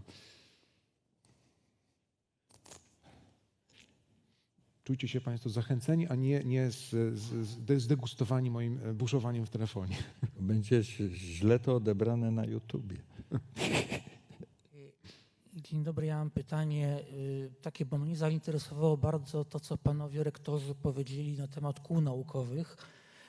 Ja reprezentuję Uniwersytet Jagielloński, gdzie działalność kół naukowych wygląda chyba jednak zgoła inaczej. To znaczy to, co panowie powiedzieli odnośnie nagradzania czy dawania możliwości, takie jak zaliczanie przedmiotów za udział w pracy kół, za osiągnięcia w kołach naukowych, jest dla mnie dość zdumiewające, bo ja raczej z czymś takim się nie spotkałem, a zjadłem zęby na działalności w kołach. Zapraszamy na AGH. Dziękuję. Ale raczej to daleko jak dla mnie. Daleko, jeśli chodzi o odległość dziedzinową, tak? Natomiast chciałem zapytać, jakie panów uczelnie stwarzają możliwości czy zachęty, czy ułatwienia dla kół naukowych, bo zauważyłem już w sumie nie od dziś, że koła na uczelniach technicznych, koła naukowe działają dość prężnie, mają wielkie osiągnięcia, więc chciałem zapytać, jakie instytucjonalne możliwości uczelnie stwarzają i czy takie rozwiązania jak na przykład zaliczanie przedmiotów, dajmy na to, za udział w kołach naukowych jest tak po prostu na zasadzie umówienia się z wykładowcami, czy ma to umocowanie w regulaminie studiów? Jak to wygląda? Ja zacznę na początku od Politechniki Krakowskiej. My mamy prawie dokładnie 104 koła naukowe. Po selekcji już takie, które nie działają, zostały skreślone z listy. Jak się reaktywują, to będą zapisane. Z tych 104 kół naukowych one działały każde w swoim kierunku. I kilka lat temu podjęliśmy decyzję o stworzeniu takiej instytucji, nazwaliśmy to Future Lab. Tam pracuje kilka osób, mają odpowiednią przestrzeń, odpowiedni budżet, i to spory budżet, który wspiera, akceleruje rozwiązania, które wymagają takiego mocnego wsparcia. Nie tylko merytorycznego, czyli pomaga w interdyscyplinarności projektu, ale również pomaga w promowaniu tych rozwiązań. I ten Future Lab jest takim dobrym duchem dla tych ludzi, którzy chcą coś zrobić i wokół pomysłów tworzą się bardzo duże grupy studenckie. A jak zaliczane są przedmioty? Podam prosty przykład. Nasi studenci gonimy cały czas AGH w bolidzie elektrycznym, już mamy świetnie jeżdżący, poczekajcie trochę, to jeszcze będziemy mogli w końcu Spokojnie, konkurować. Nie śpimy. Ale stworzyli pojazd od zera. To znaczy grupa studentów, jest ich kilkunastu, stworzyła pojazd elektryczny, taki bolid elektryczny spełniający bardzo wymagane, rygorystyczne normy, żeby można było startować w formule student. Stworzyli od zera, zaprojektowali pojazd, obliczyli jego wytrzymałość, całą konstrukcję, zawieszenie, hamulce, sterowanie, silnik, zasilanie i tak dalej. Stworzyli go i jeżdżą na zawodach, pokazują, jak to wszystko funkcjonuje.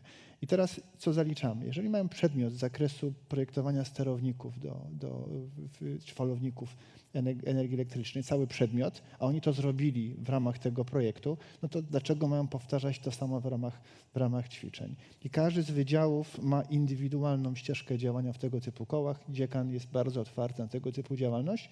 Jest to w tej chwili w fazie porządkowania i formalizowania takich działań. Ale jak na razie działa to na zasadzie relacji pomiędzy kołem naukowym, instytucją Future Laba i dziekanem, który pilnuje tego. Na AGH, jak Państwo wiecie, ta tradycja kół to nawet jest sformalizowana. Są koła w 3 kolorach. To też się wiąże z działalnością naukową. Jest zielone koło, górnicze, hutnicze, czerwone i czarne te pozostałe. Większość działań pana prorektora Rafała Dańko to jest działalność z kołami naukowymi. Regulamin studiów dopuszcza bardzo elastyczne zaliczenie przedmiotów, zaliczenie projektów inżynierskich i różnych, natomiast tak jak w wypadku Politechniki jest to bardzo zindywidualizowane. Koła są bardzo różne. Są koła też nie tylko konstrukcyjne, tak jak mamy Racing, AGH Racing, czy właśnie na Solar Boat, który teraz właśnie wygrał na Sycylii te zawody, gdzie to jest, no dosłownie, to jest taki team jak Formuła 1. Tak, dosłownie. To są pewne nawet przenoszone rozwiązania. No, jest zespół, dzielimy, są mechanicy, są elektrycy, i jest produkt, jest projekt. Ale każde koło, i to jest bardzo ważne, działa na zasadzie projektu. Są koła, które mają zlecenia z przemysłu jako projekt. Tak jest. Są koła także i humanistyczne, pani dziekan może więcej powiedzieć, które działają w projektach, no powiedzmy, nieinżynierskich. Jest cały system grantów rektora, które konkursowo zdobywają projekty. Ja przeznaczam około 5-6 milionów rocznie, AGH przeznacza moimi skromnymi decyzjami. Jak jeszcze rektor dorzucił te 5. No to dorzucę. Jak trzeba, to dorzucę. Na razie nikt nie powiedział, że trzeba więcej. Są też granty ministerialne. Przecież nasze koła zdobywają duże projekty po kilka milionów złotych. To są projekty, których zazdroszczą nawet naukowcy. Zresztą, drodzy Państwo, wyjazd takiego AGH Space System do Kalifornii na zawody, to są koszty rzędu dochodzące rocznie 1 000 000 złotych. Ale to jest inwestycja. To są inwestycje, które jak trzeba będzie jeszcze dołożymy. Natomiast to, jak to się wkomponuje, odpowiadając troszkę na pana pytanie jeszcze bardziej, w dany program studenta, to jest decyzja dziekana czy prodziekana i bardzo ważne, ja podkreślam jeszcze raz rolę opiekuna kół naukowych. Jak my mamy te 160 kół naukowych, to mamy 160 osób, a niektóre koła mają 3-4 osoby, bo jeden opiekun nie wystarczy. On decyduje, on proponuje po prostu zaliczenie punktu, przedmiotu. Już są te rozwiązania, o których mówiłem, że zalicza się jako praca inżynierska czy praca magisterska. Są też powiązania kół naukowych z pracami doktorskimi. I to powstaje. To jest bardzo elastyczne, to jest bardzo twórcze. Zmieniamy te regulaminy, jeżeli potrzeba. Nie wszystko wychodzi. To też jest fakt. Więc myślę, że te koła naukowe albo hasło koła naukowe, czy ruch, ja bym powiedział nie koła naukowe, studencki ruch naukowy, bo to jest szerzej. Koła współpracują ze sobą, koła się łączą na projekty. Ten ekosystem działa i on działa już w dużych liczbach. Proszę Państwa, jeżeli na AGH jest te 160 kół naukowych, a w każdym kole pracuje około 80 osób, no to popatrzcie, jaki to jest procent studentów AGH. One zazębiają się między sobą jeszcze. Nie wiem, czy odpowiedziałem do końca, ale myślę, że takie spotkanie z każdym kołem bezpośrednio, mieliśmy przecież tutaj ten europejski konkurs łazików marsjańskich, w którym startowało, już nie pamiętam, może profesor Kapusta pamięta, ile tych łazików tu było, ale to znaczy, że takie łaziki są też w innych krajach. Mieliśmy reprezentantów w pierwszej wersji z 50 krajów, czyli ten system pracy projektowej nad konstrukcją, akurat łaziki są najbardziej popularnym jakby tematem na świecie, nie? Teraz już nie tylko marsjańskie, ale i księżycowe i inne. Ten system także działa w innych krajach. Ale indywidualizacja pracy naukowej studenta to też jest przyszłość. To może być rozwiązanie niekoniecznie jako koło, jako program indywidualny, ale wszędzie musi być tutor. I wracamy do tej definicji uniwersytetu. Mistrz, uczeń. Koła naukowe są dobrym przykładem. Ja też krótko, żeby tego tematu rozlegle nie potraktować. U nas działa około 30 kół naukowych, 2/3 czy 20 to są koła wydziałowe w ramach 8 wydziałów funkcjonujące, natomiast 10 są ogólnouczelniane, czyli łączą różnego rodzaju zespoły z różnych wydziałów. Przykładem takim chociażby są takie dotyczące nauk o zwierzętach, gdzie łączy zootechnikę z weterynarią i z biologią i tak dalej, no bo to zawsze się da, czy też podobne tego typu koła. W regulaminie mamy tylko 2 zapisy, które regulują sprawę zaliczeń. Mianowicie w ramach koła naukowego można zrealizować pracę dyplomową, w ramach koła naukowego można odbyć praktykę. I to jest regulowane w ramach regulaminu, gdzie dany prodziekan podejmuje w tym zakresie decyzję, zasięgając opinii szefa koła naukowego. Jeżeli chodzi o finansowanie, to oczywiście nie będziemy mówić o tych startach kół naukowych, o środki ministerialne, bo to jest standard. My wewnętrznie wydzielamy środki finansowe, takie, które w ramach wydziału są przekazywane kołom wydziałowym. Koła ogólnouczelniane dodatkowo jeszcze mogą starać się u rektora. Ogłaszamy kilka konkursów, w zależności od tego, jakie tam są środki, 5, więcej tematów do realizacji. I wtedy koła mogą wystartować jako projekt i wówczas te środki są finansowane. I co ciekawe, to właśnie mnie to dziwi, bo wzór zaciągnęliśmy tutaj z Uniwersytetu Jagiellońskiego. W 2012 roku, jak zostawałem prorektorem do spraw dydaktycznych i studenckich na uczelni, ruszaliśmy z weterynarią wspólnie z Uniwersytetem Jagiellońskim i wówczas Collegium Medicum zaproponowało, aby prorektor Collegium Medicum i od nas ufundowali po 3 granty dedykowane dla nowo powstającej weterynarii, żeby ona weszła w tę strukturę kół naukowych. I to się rewelacyjnie sprawdziło, ale inspiracja wyszła właśnie ze strony Uniwersytetu Jagiellońskiego, Collegium Medicum, od razu zaznaczam. Te projekty realizowaliśmy wspólnie chyba przez 5 lat, aż później stwierdziliśmy, że zaczynają nas lekko niektórzy podpinać się pod te projekty, one nie są takie, jakbyśmy chcieli realizować. Musieliśmy nieco ten system zreformować. Ale mówię, stąd była inspiracja. Mam bardzo dużo pytań na czacie, ale pozwolę sobie taki jeden wątek wyciągnąć, który będzie pasował do tego, o czym teraz rozmawiamy. To znaczy padają pytania o to, czy zgodnie z ideą tworzenia tego innotechu można byłoby też myśleć o międzyuczelnianych kołach naukowych, które byłyby jakoś sformalizowane. I drugie pytanie z tym powiązane wiąże z uwagi na gawędziarską swadę panów rektorów, mianowicie czy ta ścieżka naukowa, która jest nawet w nazwie z koła naukowego, ona nie za bardzo kanalizuje ludzi właśnie w kierunku pójścia taką staroszkolną drogą akademicką w miejsce tej nowej, nowoczesnej, przyszłościowej, praktycznej. Wie pan co, ja zacznę szybko, nie będę się rozgadywał. Gawędziarstwo na razie odkładamy. Proszę Państwa, żałuję jednej rzeczy, której mi się nie udało zrealizować jeszcze jak byłem prorektorem, czy od tego 2012 roku. Ja naprawdę chciałem, żeby w Krakowie była sesja kół naukowych międzyuczelniana wszystkich uczelni Krakowa, podzielona na określonego rodzaju sekcje. I niech tam występują wszystkie uczelnie Krakowa, co by pokazało, jakim my naprawdę potencjałem dysponujemy tu w Krakowie. To jest jedna rzecz. Druga, nie widzimy tutaj żadnych przeciwwskazań z mojej strony, żeby fundować tego typu granty i niech się tworzą koła międzyuczelniane i realizują te projekty. To tylko jeszcze bardziej będzie pokazywało, jacy jesteśmy innowacyjni w rozwiązywaniu problemów.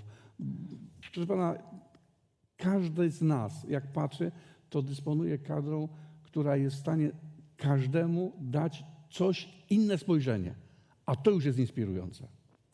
Nie powiem nic nowego. Dziękujemy. Nie wiem, kto to wyciągnął. Dziękujemy autorowi. Kompilowałem z 3 pytań. Dziękujemy moderatorowi za kompilację. Pomysł oczywiście jest tak prosty, że szkoda, żeśmy panowie nie wpadli na to sami, ale nikt nie jest idealny. Natomiast oczywiście, zresztą w konferencjach kół naukowych na każdej uczelni uczestniczą też, oczywiście to nie jest może systemowe, nie tylko koła z innych podobnych uczelni, ale także z zagranicy. Przecież te koła, które mamy, za chwilę będzie Barburka i Pion Zielony będzie miał swoją sesję, na której jest kilkaset referatów i referaty są hasłem, bo może być prezentacja rozwiązań i różnych rzeczy. Mamy reprezentację naprawdę międzynarodową. Koła wspólne już robimy. Dobrze, ustaliliśmy, że robimy. Tak, robimy i koniec. I to Tak jest jest. jeden. Posz- Jeżeli to będzie Informacja poszła w świat. i jedyny plus tej debaty, to już jest dużo. Więcej będzie plusów. A ta druga część pytania jeszcze ciekawa jest. No właśnie, to to. kanalizuje wiedzę w stronę takiego tradycyjnego podejścia. Absolutnie się z tym nie zgadzam. Absolutnie. Dlaczego? Ja bardzo nie rozumiem tego pytania. Przepraszam, szkoda, że nie mogę polemizować, bo dla mnie to jest odwrotnie. To Czyli właśnie gdybyście dokładnie to podejście. byli, a czasami bywam, na nie spotkaniu, nie ma spotkań, na pracy koła. Zapraszam do centrum konstrukcyjnego. To przecież to jest właśnie najlepszy przykład pracy projektowej, zespołowej, Tak, oczywiście. wielokierunkowej, i twórczej, uczenia się po prostu przewodzenia, czyli roli lidera i tak dalej. Przecież to nie jest kanalizacja, to jest dla mnie to jest odwrotnie. Chyba, że to pytanie możemy rozumieć tak, że część tych młodych ludzi potem będzie rozwijało się naukowo pracując nad doktoratem. To wtedy tak. Dopowiem, bo to trochę moja wina i wina mojej kompilacji, mianowicie, że jest pewien konflikt, tak postrzegany społecznie, między ideą uniwersytetu jako takiego miejsca, gdzie wchodzi człowiek po maturze, a wychodzi z przysłowiowym doktoratem, tak? A właśnie ideą takiego hubu, w którym kształcimy kompetencje przyszłości we współpracy z rynkiem pracy dynamicznie, właśnie z uwagi na wykorzystanie tych mikropoświadczeń i tak Ja tą dalej. drugą Panie wersję- Krzysztofie, panie doktorze, no przecież uniwersytet powstał w średniowieczu, gdzie może były inne zapotrzebowania. Teraz uniwersytet ma taką rolę, jak kiedyś miała Bolonia czy Padwa, kształcić dla społeczeństwa i zmienia się trochę charakter, natomiast nie zmienia się idea zdobywania wiedzy, transferu wiedzy, przekazywania wiedzy i tak dalej. Ja nie widzę tu sprzeczności. Netflix w średniowieczu potrzebował wiem, 300 no. lat, żeby mieć 3 miliony subskrybentów, więc to nie te czasy. No przecież to jest prawie to samo, no. A wy nawet powiedział całkiem to samo. No. Czy są jeszcze pytania, bo nie chcę dyskryminować osób, które tutaj pofatygowały się i przyszły osobiście. Ale dziękujemy jeszcze raz koledze z uniwersytetu. Możemy kontynuować. Także na UJ są naprawdę też dobre wzorce. Tak? Nasza alma mater w Krakowie jest tylko jedna.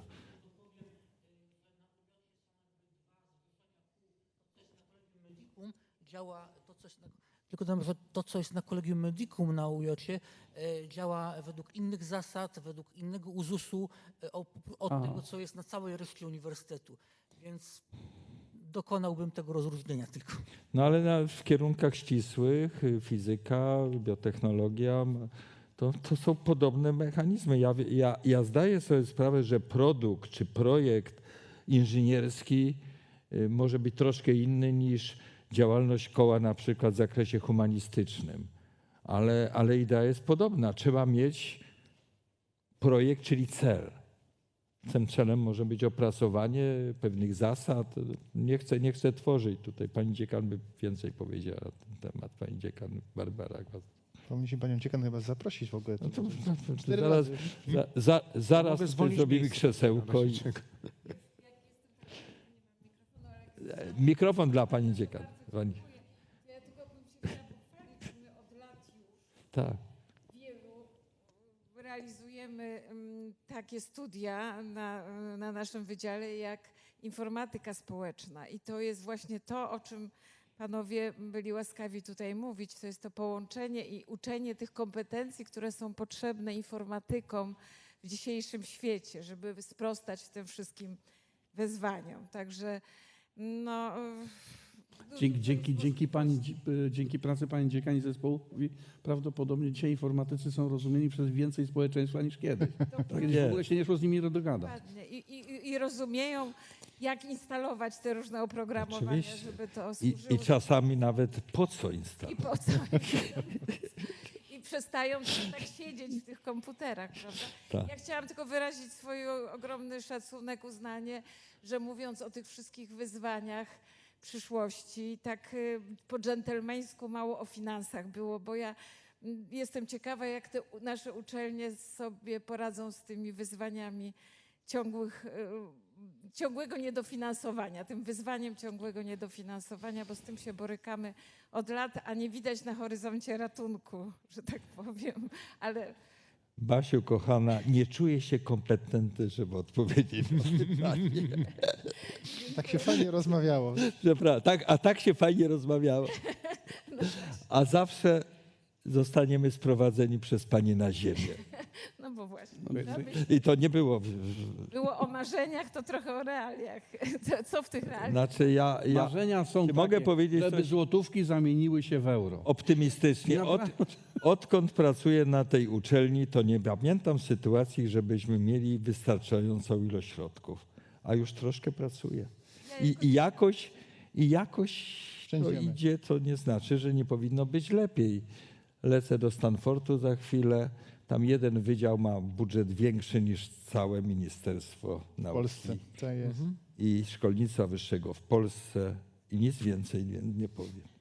To ja mam jeszcze bardziej skomplikowane pytanie. Ono jest pytanie o rady dla komisji akredytujących w takim razie, które siedzą jeszcze w tym systemie troszeczkę skostniałym, który się zestalił w taki stelażyk skamielinowaty. I teraz pytanie, co możemy zrobić, żeby tak oddolnie sugerować, na co można byłoby zwracać uwagę w większym stopniu. To było pytanie od Grzegorza Zyzika. Dobrze, ja mam jedną odpowiedź, zresztą, którą realizujemy także i z nową władzą, czy tam przewodniczącym profesorem Uriaszem, tak zwana akredytacja instytucjonalna. Po prostu ja uważam, że komisje to jest przeszłość. Taki relikt. Uczelnia, czyli ten, kto daje dyplom, tak jak jest w Stanach, odpowiada za ten dyplom i powinna mieć wewnętrzny system zapewnienia, cytuję, jakości kształcenia, wewnętrzną akredytację, wewnętrzny sposób sprawdzania poziomu kształcenia.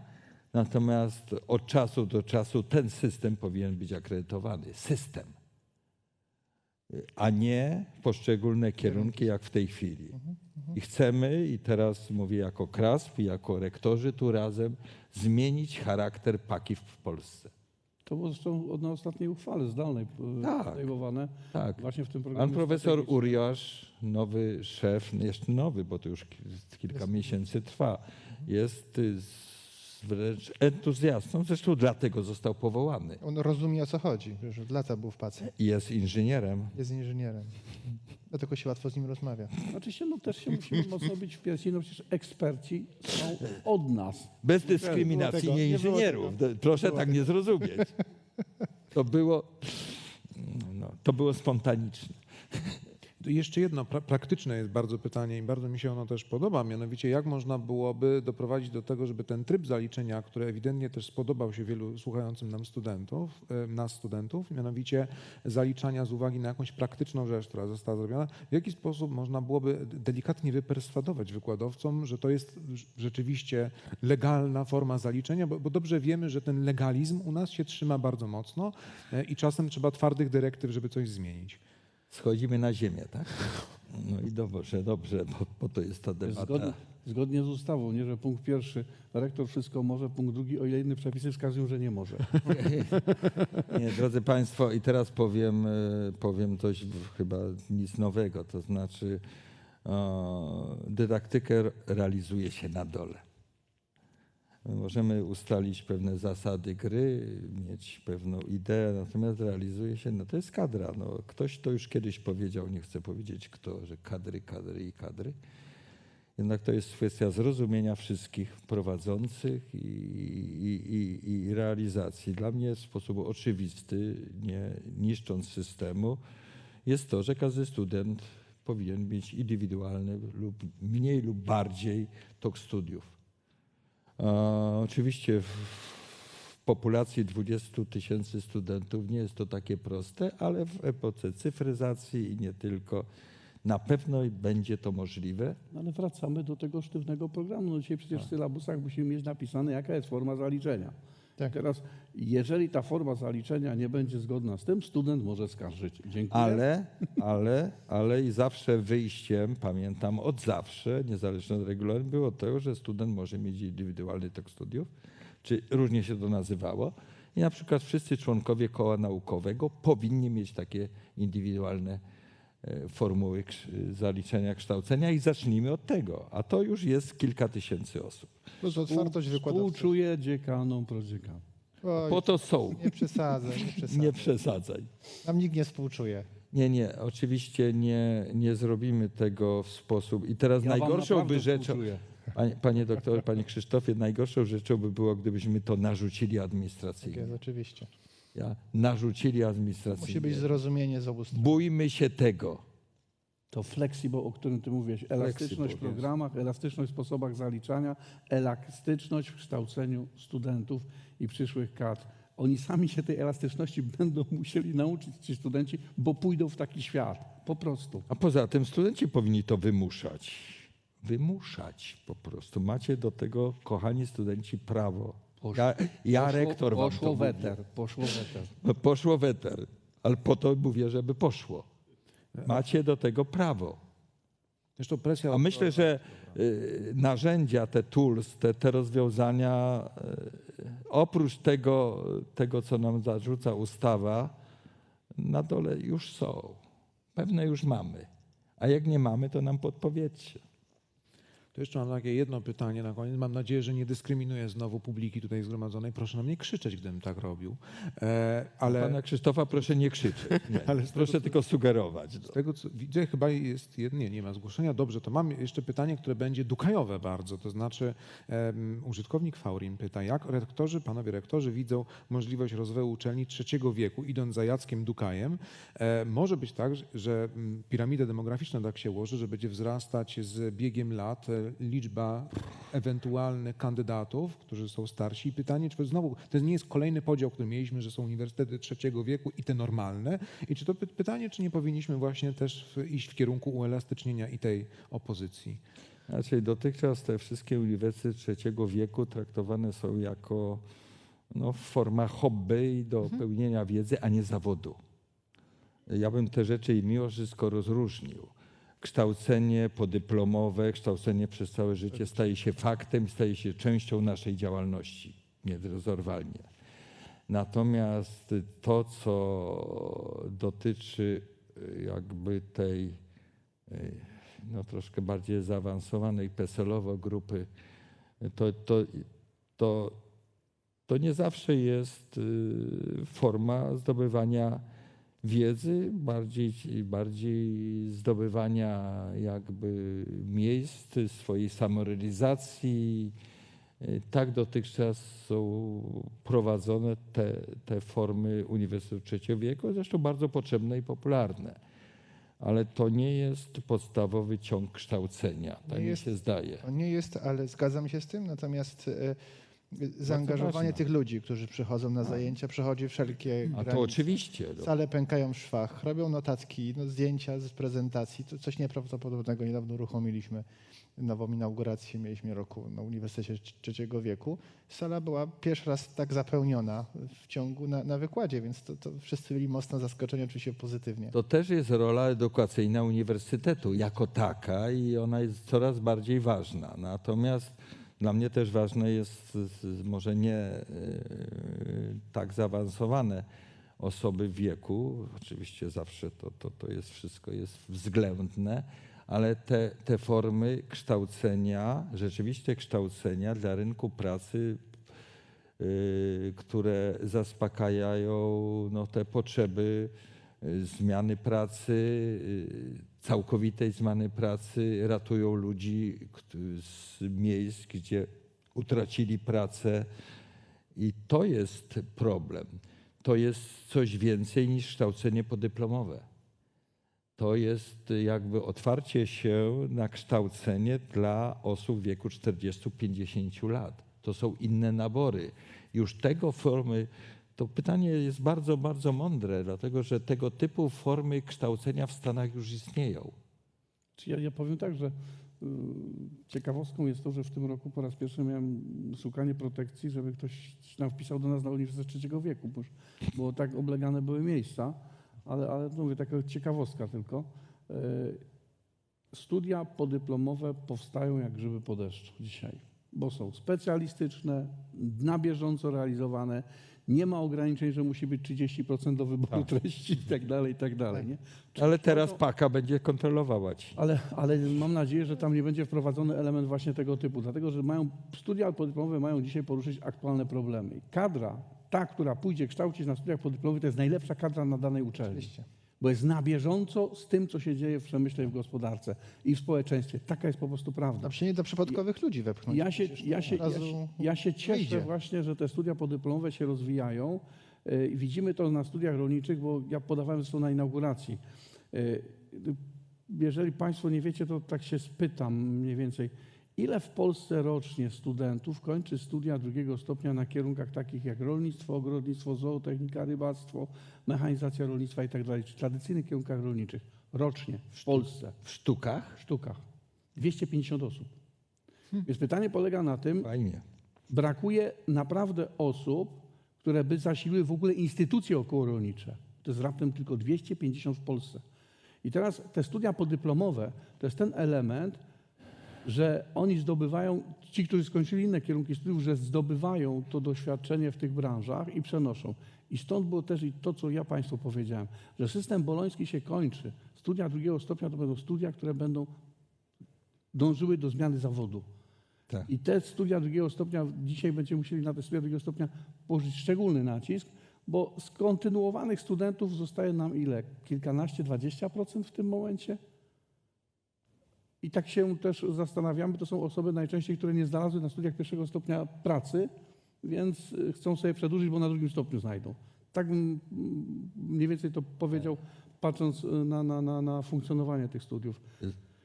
Będziemy musieli przebudować studia drugiego stopnia, rozbudowywać studia podyplomowe, a faktycznie studia Uniwersytetu Trzeciego Wieku, zobaczymy, chyba że będziemy musieli może do tego będzie roku pracować, nie? ewolucja. Więc w tym momencie staną się bardzo aktualne problemy studiów.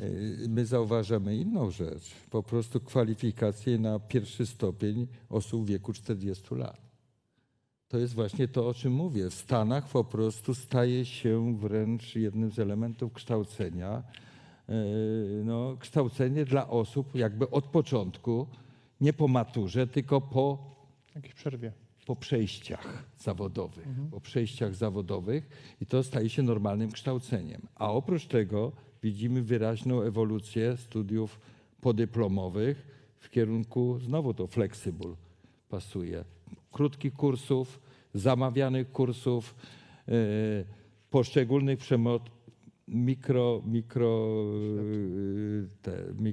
Świadczenia. poświadczenia też wchodzą w grę. To jest ten model. Ten rynek staje się też rynkiem edukacji wyższej. I popatrzcie, jak to wszystko się zmienia. Tyle rzeczy się nagle pojawia w nowym rozumieniu rynku pracy. Bo cały czas celem jest jakby zdobycie tej kwalifikacji gdzieś i umieszczenie się na rynku. Więc to też jest bardzo ważne, jeżeli chodzi, to jest kolejna rewolucja i naprawdę, tak jak już te kilka razy i Sylwek, i Andrzej mówił, system boloński dla mnie praktycznie już nie istnieje. Zresztą nie wiem, Państwo nie jesteście na bieżąco w dyskusji na poziomie europejskim na temat nowej polityki edukacji wyższej. Tam nie ma już systemu bolońskiego. Nie pojawia się już ta nazwa. On tak mimowolnie, nie żeby się z czegoś wycofywać, ale powiedzmy nie eksponować. Czyli symboliczny gest już jest. No dobrze. Dziękuję najserdeczniej, chyba że jeszcze jest jakieś pytanie z sali. Patrzę orlim wzrokiem na wszelki wypadek. Jeśli nie ma, to najserdeczniej dziękuję i panom zaproszonym naszym gościom, panom rektorom. W kolejności może od siedzących przy mnie pana profesora, doktora habilitowanego inżyniera Sylwestra Tabora z Uniwersytetu Rolniczego. Profesora doktora habilitowanego inżyniera Jerzego Lisa z naszej uczelni. Ja bardzo dziękuję. I pana profesora doktora habilitowanego inżyniera Andrzeja Szaratę z Politechniki Krakowskiej. Dziękuję.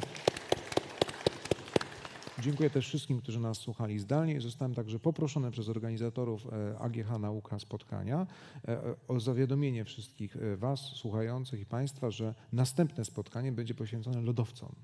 Sądzę, że to powinno wszystkich zainteresować. Mnie by zainteresowało. Dziękuję najserdeczniej. A jeśli można, tak na koniec chciałem podziękować naszemu moderatorowi, panu doktorowi Krzysztofowi Majowi i bardzo proszę o oklaski. Który zapomniał się przedstawić. Dziękujemy. Dziękujemy bardzo.